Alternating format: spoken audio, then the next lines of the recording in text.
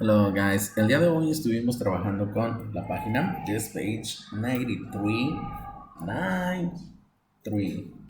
¿ok? Y en esta página we have the letter A, E, I. Estas vocales, those vowels, A, E, I.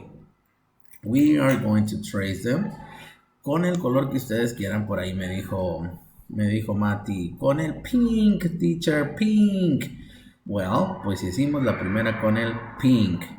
Okay, we have to trace the letter like this. Remember, ustedes lo hacen mejor porque yo con este lapicito como que no lo hago muy bien. Miren, okay, that's the letter A. And we have to match the letter A with these pictures. Okay, so vamos a hacerlo. A, ¿cuál de estas empieza con esa letra? Apple, that one.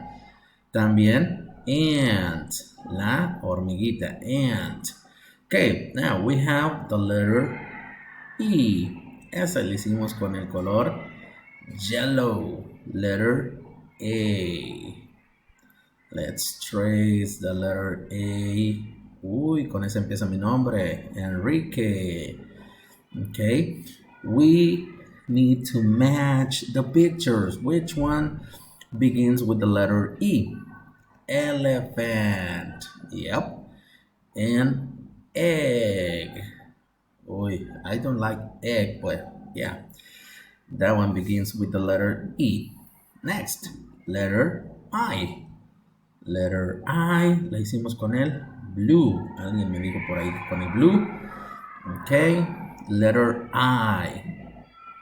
Let's trace the letter I. And we have igloo, la casita esta, ¿se acuerdan? Y tenemos iguana. Muy bien. Ok. Eso fue lo que estuvimos haciendo el día de hoy con esta página, page 93. And we have those letters A, E, I. Ok.